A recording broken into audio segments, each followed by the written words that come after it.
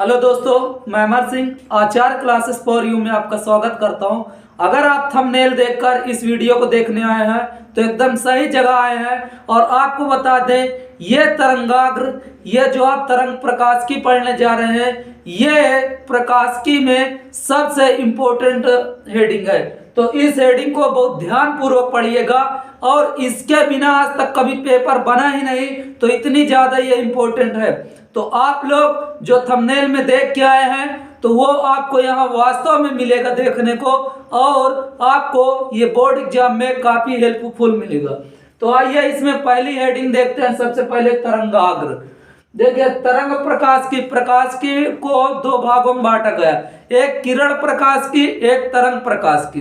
तो आप लोग को जो मेन टारगेट होना चाहिए सबसे ज्यादा तरंग प्रकाश की, इसमें से सबसे अधिकतम क्वेश्चन बनते हैं। तो देखिए, इसमें जो सबसे पहली हेडिंग हम आपको पढ़ाने जा रहे हैं तरंगाग्र, जो कि आप देख सकते हैं 2014 से लगातार ये पूछा जाने वाला क्वेश्चन है। 2014, 15, 16, 17, 18, 19, उसके बाद सीधा 22, और ये देखिए 2023 में यही क्वेश्चन टपकने वाला है। तो आप लोग इसको जरूर ध्यान से देखिएगा। तो देखिए, तरंगाग्र क्या है। तो तरंगाग्र, अगर मान लीजिए कोई आपका ऐसा माध्यम है जिसमें कोई तरंग संचरित हो रही हो, तो कोई ऐसा माध्यम जिसमें कोई तरंग संचरित होती हो, तो उसमें हम कोई ऐसा पृष्ठ खींचे जिस पर कण के कंपन करने की कला समान हो, तो उस पृष्ठ को ही बोलेंगे तरंगाग्र। तो तरंगाग्र क्या है, फिर से समझिए। किसी माध्यम में खींचा गया वह पृष्ठ जिसमें कंपन करने की कला समान हो, तो वह पृष्ठ ही क्या कहलाएगा, तरंगाग्र। तो आइए इसकी परिभाषा लिखते हैं। कोई ऐसा माध्यम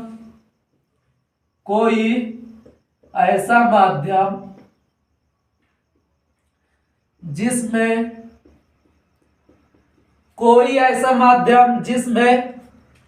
कोई तरंग संचरित हो रही हो, तो कोई ऐसा माध्यम जिसमें कोई तरंग संचरित हो रही हो, तो उसमें ऐसा पृष्ठ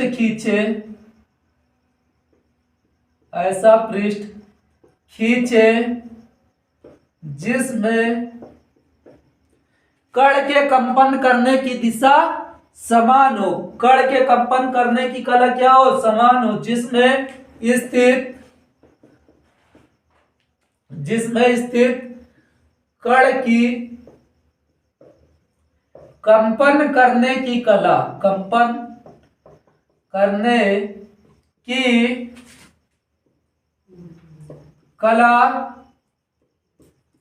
समान हो, तो ऐसे पृष्ठ को तरंगाग्र कहेंगे, तरंगाग्र कहते हैं। तो देखिए, अगर मान लीजिए कि ये आपकी तरंग ऐसे चल रही है, तो इसमें अगर हम किसी भी पृष्ठ, कहीं भी अगर हम पृष्ठ खींच ले, तो इसमें जो कंपन करने की कला हो, कण के कंपन करने की कला जो हो ऊपर नीचे, वह समान कला में हो, तो उस पृष्ठ को ही तरंगाग्र कहेंगे। जैसे कि अगर मान लीजिए तरंग आपकी ऐसे ऐसे चल रही है, तो यहाँ पास हम किसी भी अगर ऐसे पॉइंट की बात करें, किसी भी पृष्ठ पर ऐसे मान लीजिए किसी भी पृष्ठ की बात करें, तो वह पृष्ठ ही क्या कहलाएगा, तरंगाग्र कहलाएगा। और देखिए, इसमें नोट पॉइंट याद रखिएगा। नोट कि जिधर की ओर तरंग संचरित होगी, तरंगाग्र उसके लंबवत होगा। तो हमेशा याद रखिए, तरंग संचरण, तरंगाग्र तरंग संचरण की दिशा के लंबवत होता है, दिशा की लंबवत होता है।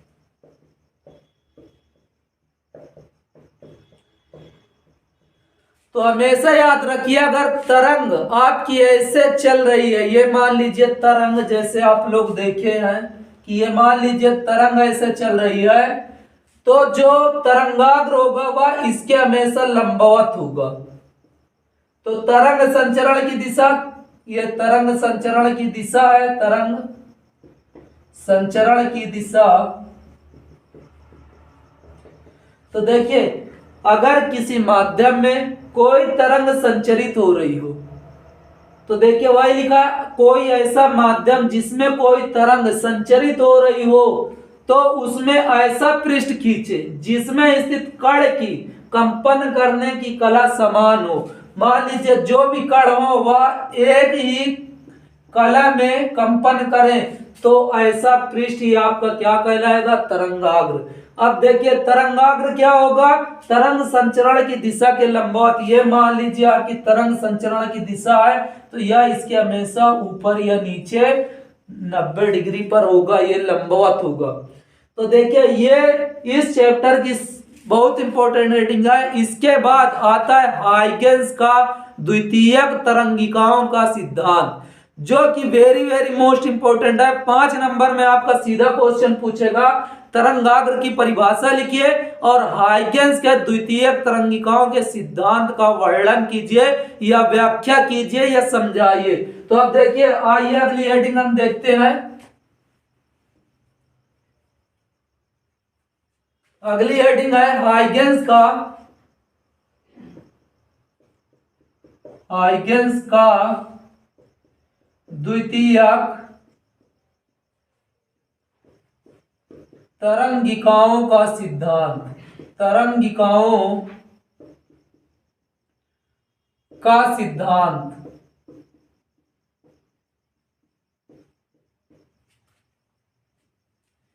देखिए हाइगेंस का द्वितीयक तरंगिकाओं का सिद्धांत।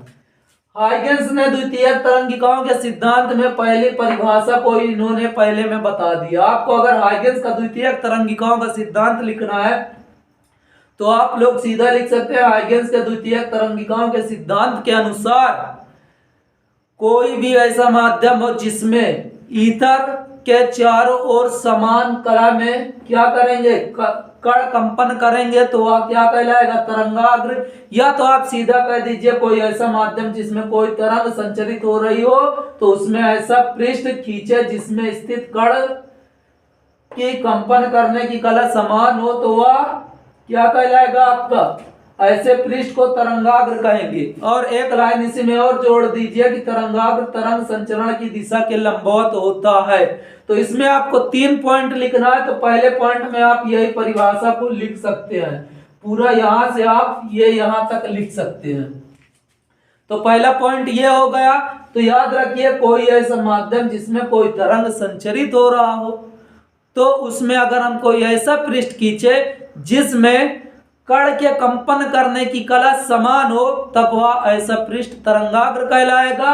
और तरंगाग्र की जो भी तरंगाग्र होगा, तरंग संचरण की लंबवत दिशा में होगा। कैसे होगा, तरंग संचरण के लंबवत दिशा में होगा, लंबवत होगा। तो ये पहला पॉइंट होगा। दूसरा पॉइंट देखिए, दूसरा पॉइंट इसका क्या कहता है, ये देखिए कि अगर माध्यम में जहां से कोई ऐसा माध्यम हो जहां से तरंग निकलती हो, जहां से तरंगाग्र चलती है, तो वह जिस प्रत्येक कण पर पहुंचता है तो वहां से द्वितीयक तरंगें निकलने लगती है और इसी को बोलते हैं द्वितीयक तरंगिकाएं। तो फिर से समझिए, अगर मान लीजिए कि ये मार्कर है, मार्कर अगर इधर आ रहा है तो ये इधर इसको टक्कर मारेगा, तो ये भी अगर मान लीजिए इसके भी इधर कुछ चीजें हैं, ये मान लीजिए इधर से आके ऐसे टक्कर मारी तो इसके बगल में भी कुछ है, तो ये भी उसको टक्कर मारेगा। तो यही कहने का मतलब है कि अगर जहां पे तरंगाग्र आती है और किसी कण से टकराती है, तो वह कण भी तरंगाग्र की तरह कार्य करने लगेगा और उससे द्वितीयक तरंगिकाएं निकलेगी, जिसे भी यह द्वितीयक तरंगिकाएं ही कहेंगे। तो देखिए लिखेंगे, माध्यम में जहां कोई तरंगाग्र चल रहा हो, तो देखिए माध्यम में जहां तरंगाग्र पहुंचता है, देखिए माध्यम में जहां भी तरंगाग्र पहुंचेगा, जिस भी कण से टकराएगा वह कण भैया तरंग के भांति कार्य करने लगेगा, तरंगाग्र की भांति कार्य करने लगेगा और उससे द्वितीयक तरंगिकाएं निकलेंगी। बस यही दूसरे पॉइंट में हमें लिख देना। तो माध्यम में जहां तरंगाग्र पहुंचता है, जहां पर तरंगाग्र पहुंचेगा वहां पर स्थित प्रत्येक कण नए तरंग स्रोत की तरह, नया तरंग स्रोत की भांति, नया तरंग स्रोत की भांति या नया तरंग स्रोत बन जाता है, नया तरंग स्रोत बन जाता है, जिससे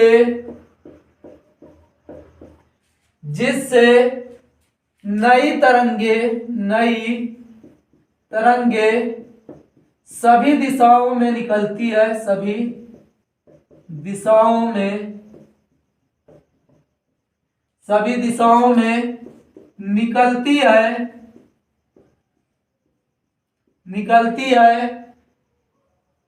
इस तरंगिकाओं को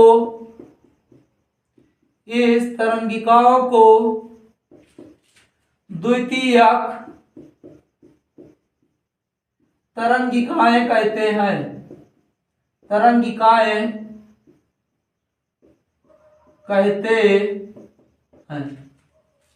तो देखिए पहले में आप लिख दीजिए तरंगाग्र की परिभाषा, दूसरे में लिख दीजिए माध्यम में जहां तरंगाग्र पहुंचेगा वहां पर स्थित जो भी कण होंगे, नए तरंग स्रोत की भांति कार्य करेंगे और उससे चारों दिशाओं में, सभी दिशाओं में तरंगिकाएं निकलेंगी। उसी तरंगिकाओं को क्या कहेंगे? द्वितीयक तरंगिकाएं। अब देखिए इसका तीसरा पॉइंट क्या है। आपको इसमें 3 पॉइंट लिखना है। तो तीसरा पॉइंट क्या है? मान लीजिए यह कोई तरंग स्रोत है, ये क्या है? कोई तरंग स्रोत है, इससे तरंगिकाएं निकलती है और ये मान लीजिए ए है और ये बी है, तो यहां पे ये आके टकराती हैं, तो ये यहां पे आके टकराती है। तो ये जो तरंगिकाएं हैं इसके चारों ओर नई तरंगिकाएं निकलने लगती है। ये नई तरंगिकाएं कुछ इस प्रकार निकलेंगी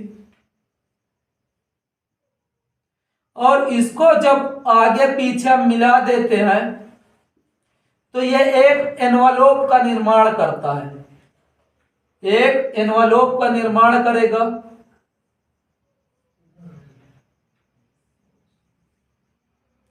ये कुछ इस प्रकार आपका चित्र बन जाएगा।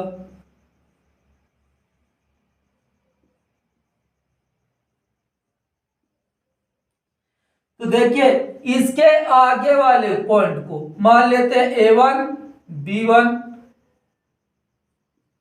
तो देखिए जब भी कोई तरंग स्रोत से तरंगिकाएं निकलती हैं तो वह जिस कण पर पड़ती है तो वह कण भी नए तरंग स्रोत का कार्य करती है और उससे भी चारों दिशाओं में, ये देखिए मान लीजिए आपका तरंग स्रोत है, यहां से देखिए क्या निकलेंगी? तरंगिकाएं निकलेगी और यहाँ पे जैसे इन कणों पर पड़ेगी तो ये कण भी तरंग स्रोत की भांति कार्य करेगी और इससे भी चारों ओर तरंगिकाएं निकलेगी और इसको हम चारों तरफ से अगर घुमा के मिला दे तो यह एक एनवलप बनाएगा एनवलोप, यही एनवलोप कहलाता है। और देखिए इसमें हाइगेंस ने बताया कि इसके आगे वाली तरंगिकाओं को ही मान दिया जाएगा और इसको नहीं दिया जाएगा। तो ये था आपका 5 नंबर का क्वेश्चन, इतने से बन जाता है बहुत आसान, बस ये आपको समझना होगा। तो एक बार फिर से देख लीजिए तरंगाग्र क्या है। तो तरंगाग्र सीधा बता दीजिए, कोई ऐसा माध्यम जिसमें कोई तरंग संचरित हो रही हो, कोई ऐसा माध्यम हो और जिसमें कोई तरंग संचरित हो रही हो, तब उसमें ऐसा पृष्ठ खींचे जिसमें स्थित प्रत्येक कण के कंपन करने की कला समान हो, तो ऐसे पृष्ठ को ही तरंगाग्र कहेंगे। अब तरंगाग्र की जो भी यह दिशा होगी, तरंगाग्र तरंग संचरण के लंबवत होता है, हमेशा तरंग जिधर चलेगी उसके वो लंबवत होगा। अब हाइगेंस का द्वितीयक तरंगिकाओं का सिद्धांत, आप लोग अगर अंसार उठा के देख लें या पिछले साल का पेपर उठा के देख लें, तो ये ऐसे क्वेश्चन है जो लगातार आपको देखने को मिलेंगे। तो इसका स्क्रीनशॉट ले लीजिए, उसके बाद अब अगली हेडिंग पर चलते हैं।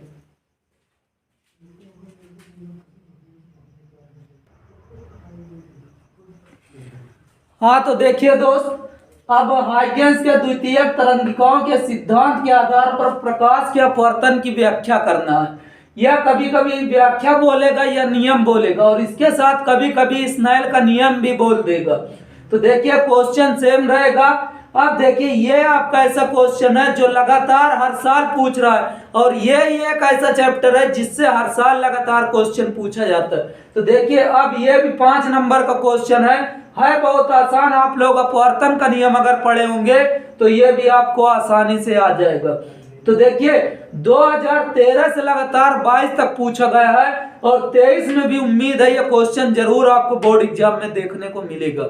और एक चीज बता दें, ये ऐसा चैप्टर है कि हाइगेंस के नाम से जरूर एक क्वेश्चन आता है, या तो प्रवर्तन का नियम आएगा या तो अपवर्तन का नियम आएगा। तो आइए देखते हैं सबसे पहले अपवर्तन का नियम। तो आप लोग प्रकाश का अपवर्तन में क्या पढ़े होंगे?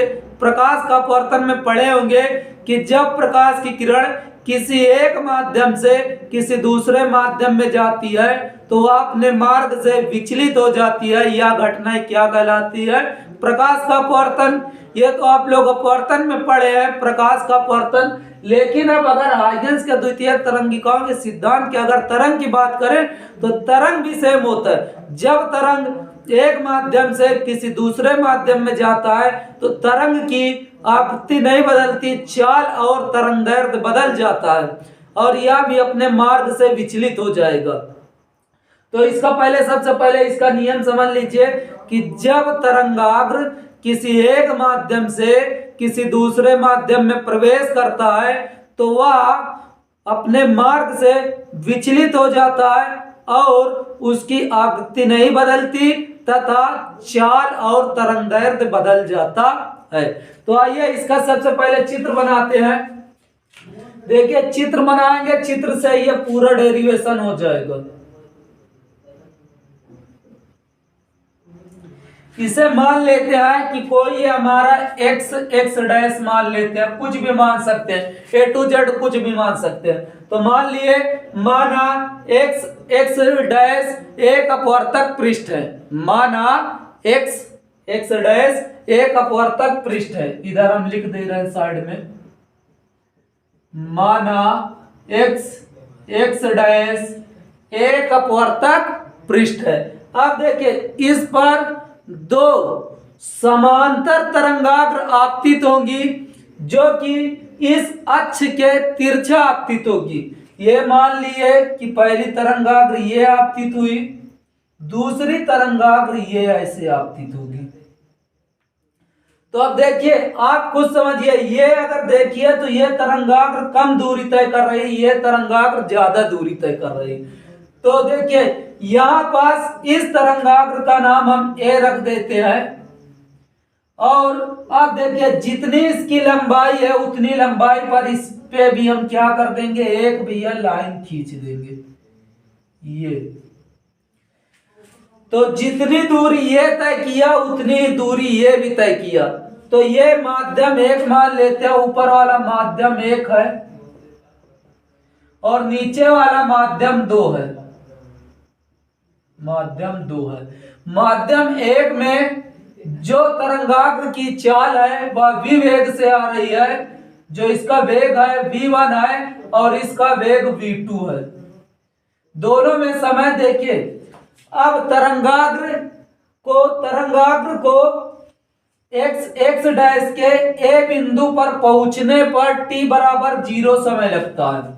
यहाँ a को x डैश पर पहुंचने पर t बराबर 0 समय लगता है, जबकि इसको ये तरंगाग्र b है, यहाँ पास तरंगाग्र b को यहां से यहां पहुंचने में t समय लगता है। कितना समय लगता है? t समय लगता है।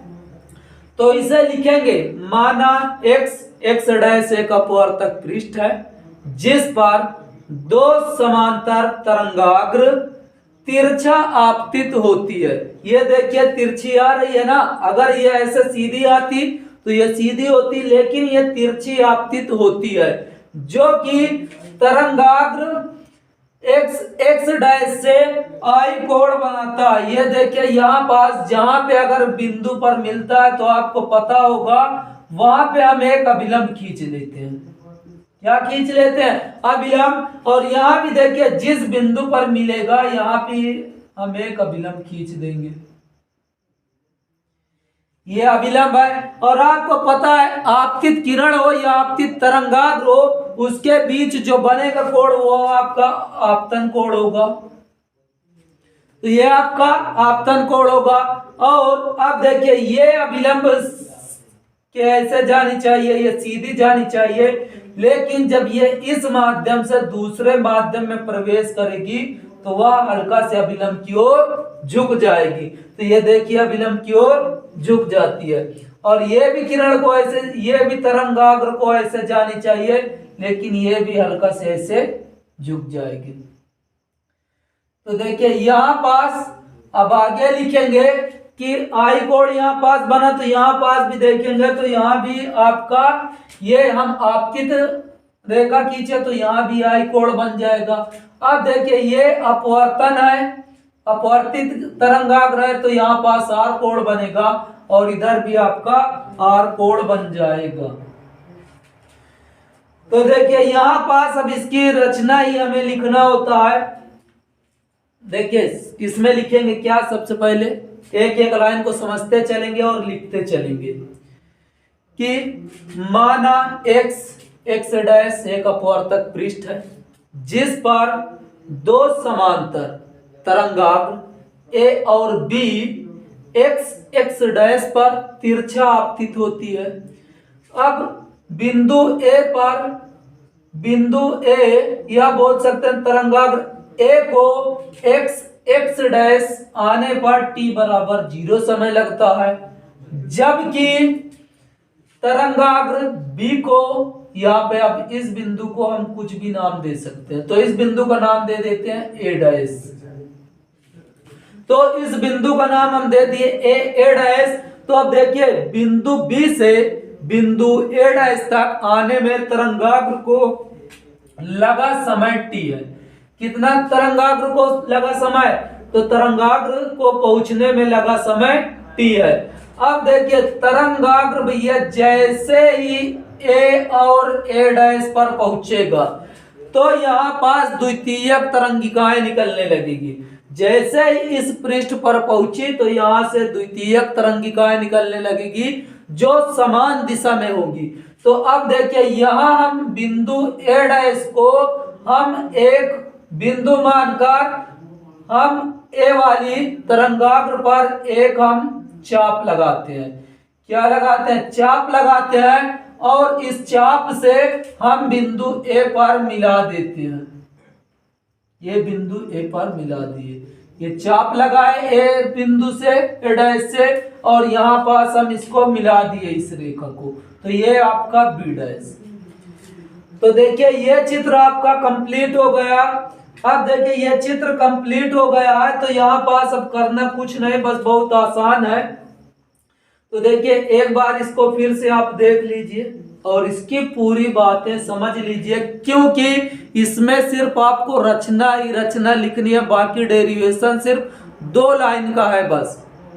सिर्फ कितनी लाइन का? सिर्फ 2 लाइन का। तो आप लोग को मेन हो इसमें की रचना लिखनी आनी चाहिए। तो लिखेंगे कैसे? माना x डैश अपवर्तक पृष्ठ है जिस पर 2 समांतर तरंगाग्र a और b x डैश पर तिरछी आपतित होती है। तो बिंदु A पर पहले तरंगाग्र को पहुंचने में लगा समय t बराबर 0 है और B को बिंदु A डैश तक पहुंचने में लगा समय t है। अब देखिए t समय में ये पहुंच गया, तो जैसे t समय में ये यहां से यहां पहुंचेगी इतनी दूरी तय करेगा, उतने समय में ये वाली तरंगाग्र इतनी दूरी तय कर लेगा। तो देखिए लिखेंगे बिंदु B से बिंदु A डैश तक t समय में दूरी तय कर लेता है, जबकि A से B डैश दूरी t समय में तय करता है। तो दोनों के बीच लगा समय t है। और देखिए पहले माध्यम में हम बताएं कि वेग v है और दूसरे में v2 है। तो अब चलिए देखते हैं, इसको करते हैं आगे। अब देखिए एक बार इसको हम शॉर्ट में लिख देते हैं आप लोग को समझाने के लिए। लिखेंगे कैसे ये आप लोग देखिए, एरो बना दीजिए।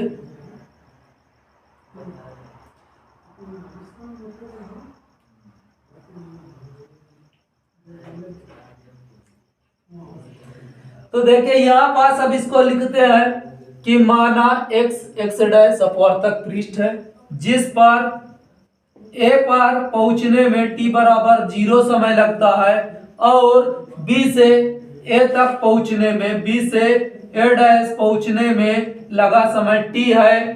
तो देखिए यहां से B से A तक आने में दूरी कितनी तय करेगा? तो आपको पता है चाल बराबर क्या होता है? दूरी बटे समय। चाल बराबर क्या होता है? दूरी बटे समय। तो अगर आप देखें तो यहाँ पास चाल आपको पता है v है और दूरी आपको ज्ञात करनी है और समय आपको लगा t। तो यहाँ देखिए दूरी बराबर निकल के जो आया v1t। यहाँ से देखिए पहले माध्यम में बताया v1 और दूसरे में v2। तो b से a डैश तक आने में लगा समय कितना है? दूरी जो तय किया v1 t तय किया। तो यहाँ पास लिख सकते हैं b से a डैश तक, इसे एरो से दिखा देते हैं, b से a डैश तक पहुंचने में कितनी दूरी तय किया? v1 into T. ये आप लोग पूरी हिंदी लिखेंगे कि बिंदु B से बिंदु A डैश तक पहुंचने में लगा समय t है और वह v वेग से चल रहा है, तब इसकी जो दूरी होगी v1t होगी।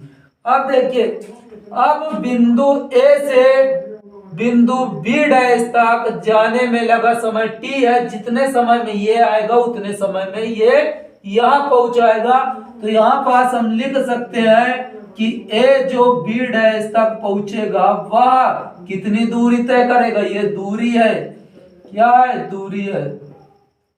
तो इतनी दूरी तय करेगा। अब देखिए पहले माध्यम में किस वेग से? v1 से चला है, दूसरे में v2 से चला है। तो यहाँ पास ये भी लिख सकते हैं b पहले माध्यम में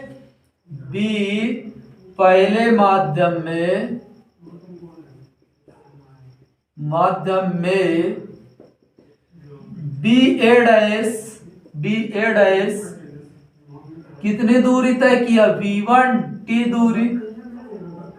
और इसी प्रकार लिख सकते हैं दूसरे माध्यम में a b डैश तक पहुंचने में। अब देखिए यहाँ पास क्या लिखेंगे? ये a b डैश तक पहुंचने में कितना समय लगाया? a b डैश तक पहुंचने में कितनी दूरी तय किया? v1t दूरी। देखिए इसकी हिंदी हम नहीं लिख रहे हैं, आप लोग को समझा दिए हैं। आप लोग एक बार इसकी हिंदी जरूर लिख लीजिए। जब हम बोलते रहे तो आप लिख लिया करिए। केवल वीडियो देखने से काम नहीं चलेगा, आपका एग्जाम है तो पेन कॉपी के साथ आप लोग बैठिए और जो हम बोले आप लिखते चलिए। नहीं लिख पा रहे हैं तो बैक करके पॉज करके आप बार बार सुन के लिख सकते हैं। ऑनलाइन का यही फायदा है कि आप हमें चाहे जितनी बार बुलवा सकते हैं। ऑफलाइन में क्या होता है कि 2-4 बार बताया जाता है, ऑनलाइन में तो आपकी इच्छा बार बार पीछे करके आप उस बात को सुन सकते हैं और देख सकते हैं। तो इसे देखिए, अब यहाँ पास ये हो गया।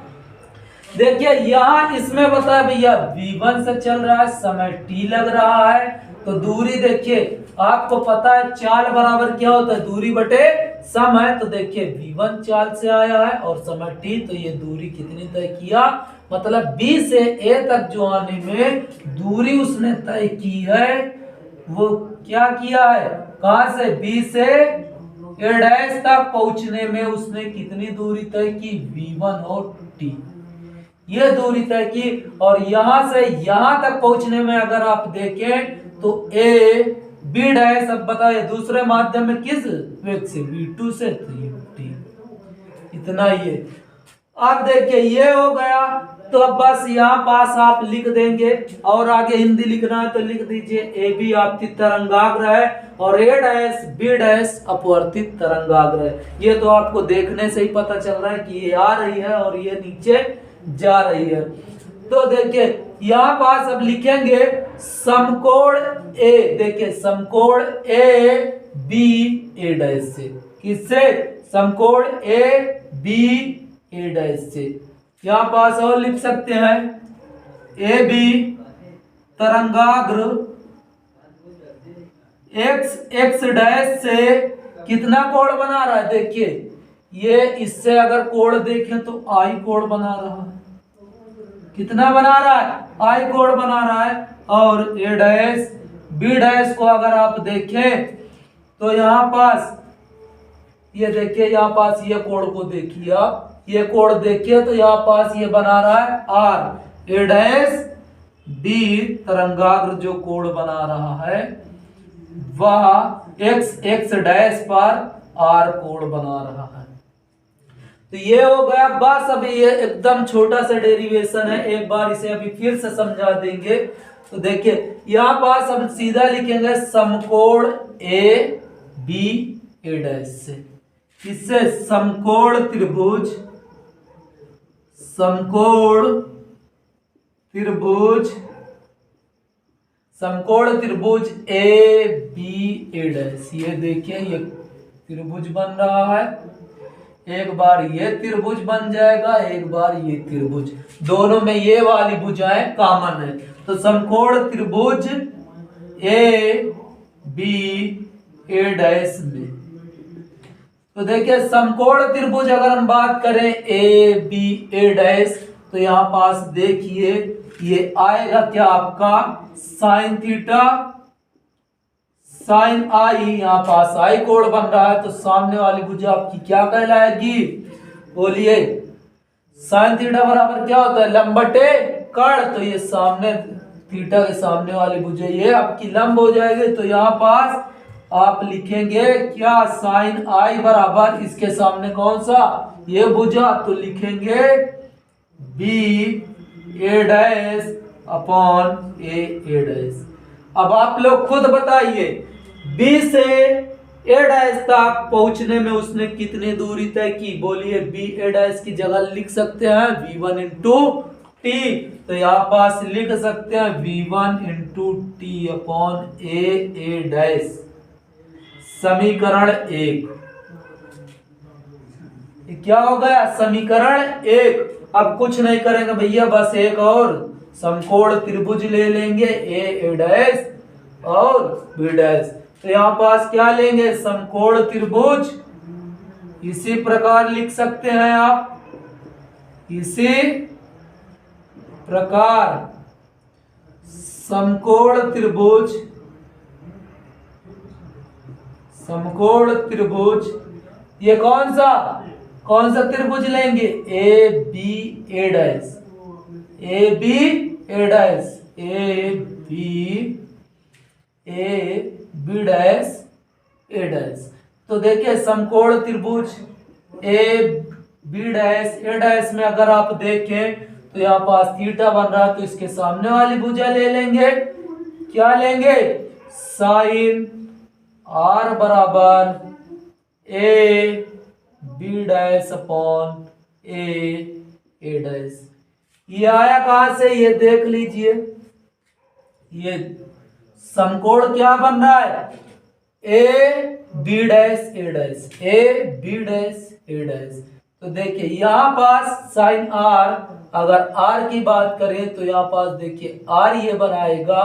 तो आर अगर बना रहा है तो आपको पता है क्या होता है? साइन थीटा बराबर लंब बटे कर्ण। तो ये बताइए ए बी डैश ये इसके लिए क्या है? लंब है।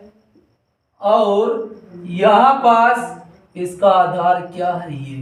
तो इसमें ये भी बात लिख सकते हैं कि ए डैश जो भुजा होगी ये दोनों त्रिभुजों में उभयनिष्ठ भुजा होगी। ये दोनों में देखिए कॉमन है ना। तो ये बताइए अब ए बी डैश, ये बताइए ए से बी डैश पहुंचने में कितनी दूरी तय किया? v2 into T upon A dash, समीकरण 2। अब आपको ये पता चल गया, तो आपको ये देख कर ही पता चल रहा है कि ये अपवर्तन का नियम आ गया। अब समीकरण 1 में समीकरण 2 से भाग दे दीजिए। समीकरण 1 में हम भाग दे देते हैं 2 से। अब देखिए यहाँ पास भाग दे दें तो इधर थोड़ा सा इरेज कर देते हैं। आप इसको नोट कर लीजिए, नहीं इसका स्क्रीनशॉट ले लीजिए।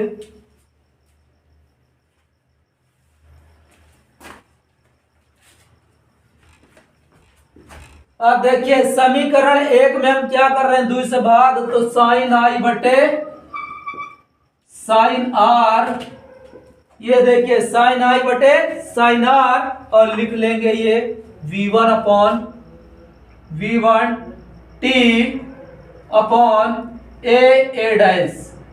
ये देखिए समीकरण 1 में है ना v1 t upon A dash बटे क्या लिखोगे?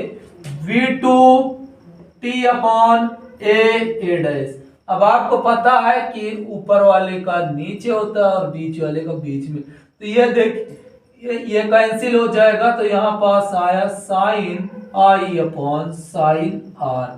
अब देखिए टी से टी भी कैंसिल हो जाएगा, तो ये आ जाएगा v1 अपॉन v2। देखिए आपको पता है ये दोनों अगर एक नियत चाल से चलेगी तो आप भैया यहाँ पास ये भी लिख सकते हो। यही तो होता है आपका स्नेल का नियम, यह तो प्रकाश अपवर्तन का नियम। तो ये सिद्ध होता है कि हाइगेंस के द्वितीयक तरंगिकाओं के सिद्धांत के आधार पर प्रकाश के अपवर्तन के नियम की व्याख्या हो गई है। तो इसका भी स्क्रीनशॉट ले लीजिए। नहीं समझ में आया तो दोबारा आप वीडियो जरूर देख लीजिए। उसके बाद भी नहीं समझ में आ रहा है तो आप कमेंट जरूर डाल दीजिए, ये आपको दोबारा समझा दिया जाएगा। वैसे तो पूरा अच्छी तरीके से समझाया गया है, फिर भी अगर नहीं समझ में आया तो आप लोग एक बार कमेंट जरूर कर दीजिएगा। इसका स्क्रीनशॉट ले लीजिए। इसकी एक और हेडिंग बहुत इंपॉर्टेंट है, जो कि हमें परिवर्तन के नियम की व्याख्या करना है, वो भी बहुत छोटा है, उसे भी करा दें। बस आज के लिए इतना ही, ठीक है। तो इसका स्क्रीनशॉट लीजिए, फिर अगला नियम कराते हैं।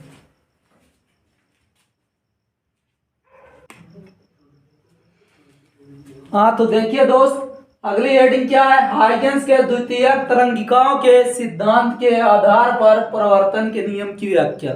इससे पहले हम लोग किए अपवर्तन की व्याख्या, अब करते हैं परिवर्तन की व्याख्या।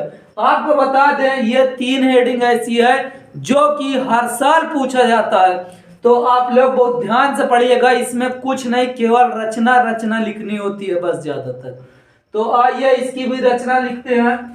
बाकी आप लोग पढ़े हैं कि परिवर्तन का नियम क्या है प्रकाश का। जब प्रकाश की किरण किसी माध्यम से आए और परिवर्तक पृष्ठ से टकराने के पश्चात उसी माध्यम में वापस लौट जाए तो यह घटना ही क्या कहलाती है? प्रकाश का परिवर्तन का नियम। यह तो आप लोग ये भी जानते हैं कि जब अगर मान लीजिए शीशा हो, शीशा में जब कभी धूप पड़ती है तो आप देखते हैं कि आंख में, किसी की आंख में मारने पर चकचौंध पड़ती है तो प्रकाश की किरण आती है और उससे टकरा कर पुनः उसी मार्ग में, उसी माध्यम में वापस चली जाती है। यह घटना क्या कहलाती है? प्रकाश का परावर्तन। तो आइए देखिए अब इस नियम की व्याख्या करते हैं। ये एक्स डैश मान लेते हैं, माना एक्स डैश एक परावर्तक पृष्ठ है। ये क्या है? परावर्तक पृष्ठ है। बहुत आराम से समझेंगे और एकदम सरल भाषा में समझेंगे। तो मान लिए एक्स डैश एक परावर्तक पृष्ठ है जिस पर कोई, देखिए जिस पर कोई, ये समतल, या तो आप कह सकते हैं जिस पर कोई तरंगाग्र आपतित होती है, जो कि कितना, ये प्रवर्तक पृष्ठ से आई कोण पर आपतित होती है। कितने पर? आई झुकाव पर आपतित होती है। तो जिस बिंदु पर गिरती है उस बिंदु पर एक हम अभिलंब खींच देते हैं। क्या खींच देते हैं? अभिलंब खींच देते हैं। तो आपको पता है प्रकाश के प्रवर्तन में क्या होता है? जिधर से प्रकाश आती है जिस माध्यम से, उसी माध्यम में वापस लौट जाएगी। ये देखिए जिस माध्यम से आई उसी माध्यम में ये वापस लौट जाती है। अब देखिए पहले माध्यम में प्रकाश की चाल विवेग से ही आई है, तो जिस वेग से आई है उसी वेग से चली जाएगी। तो देखिए ये मान लेते हैं बिंदु ए और ये बिंदु बी। अब देखिए लिखेंगे कैसे? माना एक्स डैश परावर्तक पृष्ठ है। मैं बोल रहा हूं, आप लोग लिखते चलिए, नहीं तो फिर बाद में आप लोग बार बार पीछे करके देखेंगे, आप लोग का टाइम लॉस होगा। तो जैसे मैं बोलता चलूं आप लोग कॉपी और पेन लेकर बैठिए और लिखना शुरू कीजिए। तो लिखेंगे, जब देखिए अगर आप देख देख के लिखेंगे समझ के तो आपको जल्दी समझ में आ जाएगा। तो माना एक्स डैश परावर्तक पृष्ठ है जिस पर तरंगाग्र ए बी आई कोण पर, या तो कह सकते हैं आई झुकाव पर आपतित होती है। अब देखिए तरंगाग्र को ए तक पहुंचने में लगा समय 0 है। टी बराबर कितना है? 0। तो तरंगाग्र को एक्स डैश के बिंदु ए पर पहुंचने में लगा समय टी बराबर 0 है। अब देखिए बिंदु, अब ये दोनों प्रकाश किरणें ए बी, ये तरंगे जो है तरंगाग्र, ये आपकी क्या तरंगाग्र है। अब ये बताइए ऐसे आई है तो यहाँ पास ये दोनों इसी जगह मिलेगी। तो अब देखिए ये तरंगाग्र जब तक में यहाँ पहुंचेगी, ये तरंगाग्र तब तक में इधर आगे की ओर बढ़ेगी। तो ये तरंगाग्र इधर पहुंचेगी तो देखिए बिंदु ए से तरंगाग्र जो निकलेगी, बिंदु कहाँ पे जाएगी? बी पर जाएगी। कहाँ पे जाएगी? बिंदु बी पर जाएगी। तो देखिए यहां पास तरंगाग्र, इसको हम मान लेते हैं, हल्का से इसे ऊपर कर देते हैं, ये लीजिए। तो इसे हम बी डैश मान लेते हैं और यहां पास हम मान लेते हैं, देखिए यहां पास ये आपकी दो समांतर तरंगाग्र आई है तो इसका नाम अच्छे से लिख लेते हैं। तो देखिए यहाँ पास ये एक दूसरे के समांतर है तो यहाँ पास भी हम एक कोण इसे 20, ठीक है। अब देखिए यहाँ पास ये तरंगाग्र जब तक में यहाँ पहुंचेगी, ये तरंगाग्र इधर से भी आगे की ओर बढ़ेगी। तो यहाँ पास हम इसे मान लेते हैं बी डैश। क्या मान लेते हैं? B dash. थोड़ा सा देखिए चित्र गलत हो गया तो एक बार चित्र को सही से बना लेते हैं, साफ कर लेते हैं।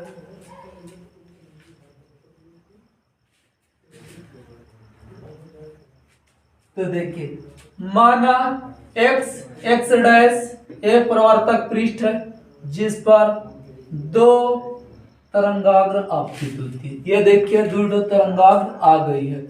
अब देखिए यहाँ पे जैसे ही आए, ये आपका प्रवर्तक पृष्ठ है। क्या है? प्रवर्तक पृष्ठ है, तो प्रवर्तक पृष्ठ से भैया जैसे तरंग पड़ेगी वह क्या हो जाएगी, परावर्तित हो जाएगी। तो परावर्तित हो जाएगी तो इसे आप देखिए कैसे लिख देंगे, ये ऐसे ये इधर परावर्तित हो जाएगी और ये तरंगाग्र इधर की ओर ऐसे परावर्तित हो जाएगी।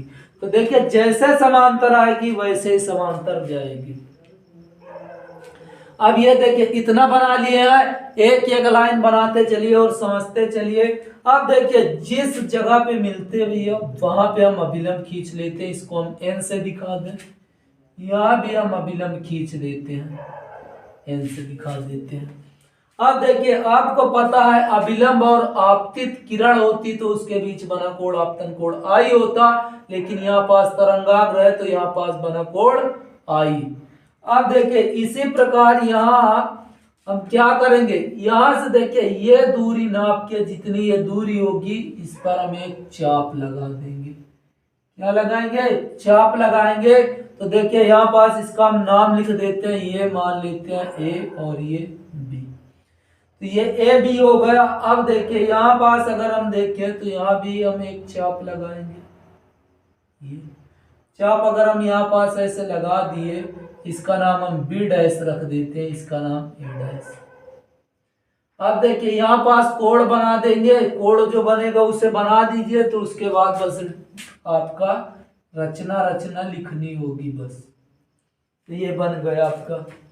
तो देखिए ये आई डैश, ये आई और ये आर बनेगा, और एक यहाँ पास आर डैश बन जाएगा, डैश। ठीक है, तो बस हो गया। अब इसमें आपको कुछ लिखना नहीं है, बस आपको इसमें इसकी रचना लिखनी होगी बस। अब देखिए रचना कैसे लिखेंगे, ध्यान से समझिएगा अच्छे से। फिर से माना एक्स डैश प्रवर्तक पृष्ठ है, एक्स डैश क्या है, प्रवर्तक पृष्ठ है। खूब आराम से समझते चलिए, एक बार पढ़िए उसके बाद इसके बारे में अपने से लिखते चलिए। माना एक्स डैश प्रवर्तक पृष्ठ है जिस पर ए बी तरंगाग्र पृष्ठ एक्स डैश से, किससे, एक्स डैश से तरंगाग्र ए बी आई कोण पर, इस पर आई कोण पर, या कह सकते हैं आई झुकाव पर आपतित होती है, आपतित होती है। अब देखिए जैसे ये यहाँ पे ऐसे आपतित हुई तो आप देखें यहाँ पे आने में इसको t बराबर लगा समय 0, और यहां से यहां तक आने में इसको लगेगा, अब देखिए टाइम, यहां से इस बिंदु से इस बिंदु तक, बिंदु B से बिंदु A डैश तक आने में लगा समय t है। कितना समय लगेगा, t समय। लेकिन आप देखिए जब तक में ये वाली तरंगाग्र आपकी आगे बढ़ेगी उससे पहले ये तरंगाग्र यहां से ये इधर की ओर निकल जाएगी। तो यहां से देखिए A से B डैश तक जाने में लगा समय t है, तो उसी क्षण B से A डैश तक t समय में ये दूरी तय कर लेता है। और देखिए इसमें ये v वेग से चल रहा है, तो यहाँ पास जो दूरी होगी वह आपकी किस चाल से चल रहा है, v चाल से चल रहा है। अब देखिए तरंगाग्र जैसे ही ये A पर पहुंचेगी और ये B से A डैश पर पहुंचेगी, तो इसके मध्य में द्वितीयक तरंगिकाएं निकलेंगी, जो कि वो भी द्वितीयक तरंगिकाएं भी v चाल से चलेगी, और ये ऐसे आने के बाद द्वितीयक तरंगिकाएं ऐसे समान दिशा में, समान कला में आगे बढ़ती चली जाएंगी। तो अब इसकी देखिए रचना हो गई, बाकी लिख देंगे कोण भैया। देखिए x a और b, a व b x डैश से आई कोण बना रहा है, जबकि a डैश b डैश प्रवर्तक पृष्ठ x डैश से r डैश कोण बना रहा है।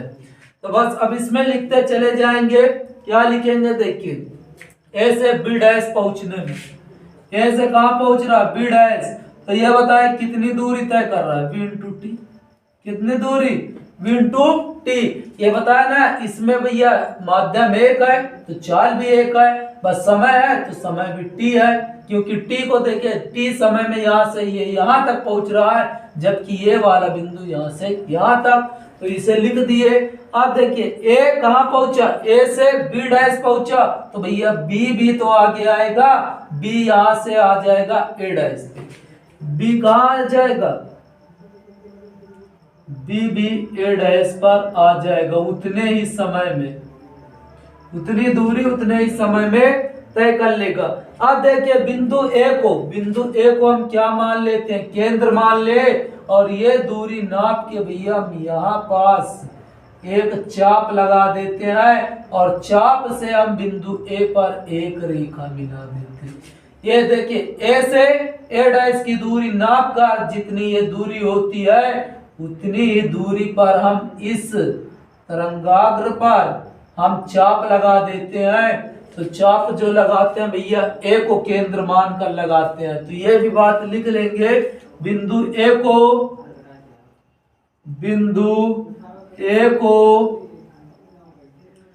केंद्र मानकर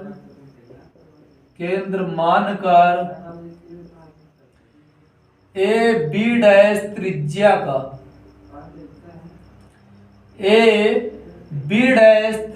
का चाप लगाते हैं। क्या लगाते हैं, चाप लगाते हैं।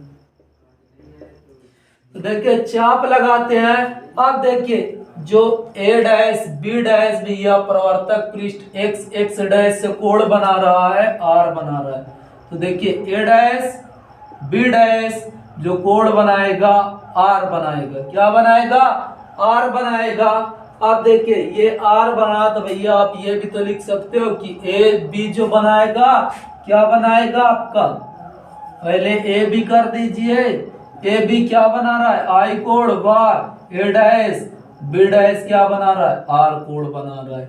ये बात आप लिख देंगे। अब देखिए यहाँ पास त्रिभुज बन रहा है, समकोण त्रिभुज क्या बनेगा, A B A dash, A B A dash. ये देखिए ये एक त्रिभुज बन रहा है, ये जो डार्क कर रहे हैं देखिए भैया, ये समकोण त्रिभुज बन रहा है, ये समकोण त्रिभुज बन रहा है। तो लिखेंगे समकोण त्रिभुज, क्या लिखेंगे, समकोण त्रिभुज। देखिए क्या बना, ए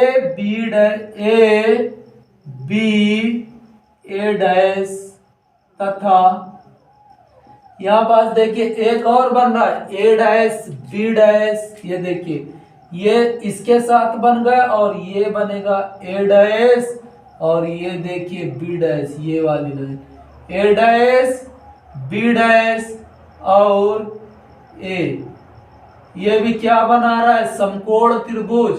तो आप लोग समझिए यहाँ पे देखिए दो त्रिभुज बन रहा है, तो पहला वाला आपको ये वाला लेना है, पहला ये लेना है आपको, दूसरा वाला ये लेना है। तो यहाँ पास देखिए ये हम लिख भी दे रहे हैं, ये दूसरा और ये वाला पहला, ये दोनों समकोण त्रिभुज बना रहे हैं। और इसमें देखिए ये भुजा जो है नीचे वाली, यहाँ से ये भुजा जो है दोनों में उभयनिष्ठ है, तो ये लिखेंगे कि समकोण त्रिभुज ए बी ए डैश तथा ए डैश बी डैश ए, क्या लिखेंगे, ए डैश बी डैश ए में भुजा, देखिए भुजा ए डैश उभयनिष्ठ है, में भुजा ए डैश उभयनिष्ठ भुजा है, उभयनिष्ठ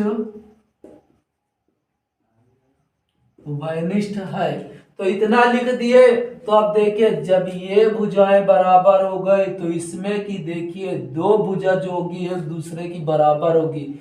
ये भुजा जो होगी देखिए ये वाली भुजा हम थोड़ा सा साफ कर दे रहे हैं, ये देखिए यहाँ से ये वाली भुजा, ये बाहर वाली भुजा जो होगी वह ये भुजा के क्या होगी, बराबर मानी जाएगी। ये भुजा की ये क्या मानी जाएगी, बराबर मानी जाएगी। तो लिख देंगे तथा, क्या लिखेंगे, तथा बी ए जो बराबर होगा ए बी डैश के बराबर होगा। ये क्यों बराबर होगा? क्योंकि लिख देंगे दोनों त्रिभुज सर्वांग सम है। दोनों त्रिभुज सर्वांग सम है। दोनों त्रिभुज क्या है? दोनों त्रिभुज एक दूसरे के समान है, इसलिए सर्वांग सम कहे जाते हैं।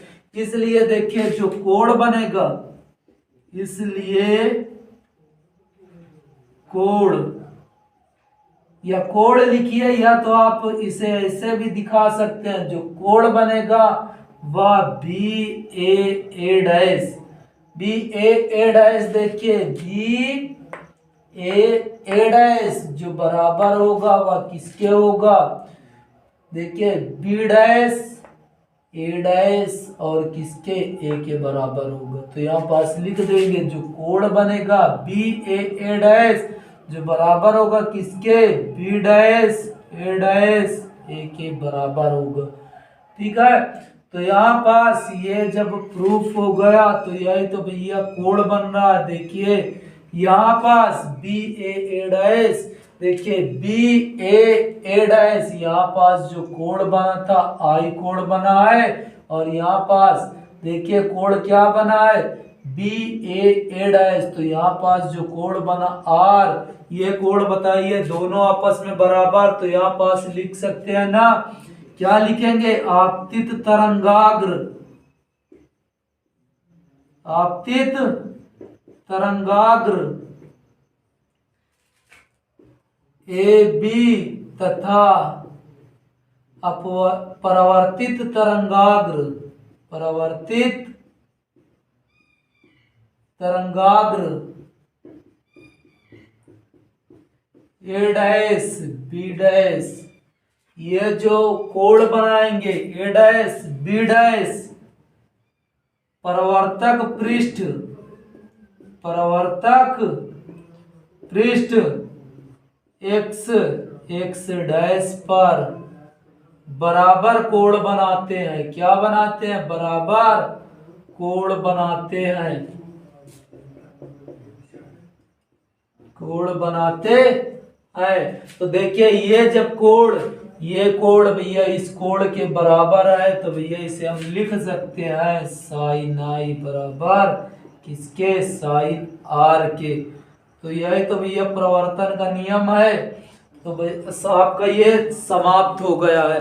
तो आप लोग को भैया ये जो बताया गया है, ये आपका तरंग प्रकाशिकी का सबसे मोस्ट इंपोर्टेंट भैया हेडिंग तीनों है, और इसको आप जरूर से जरूर देख लीजिए और अपने दोस्तों के साथ शेयर कीजिए, और वीडियो पसंद आए तो वीडियो को लाइक कीजिए।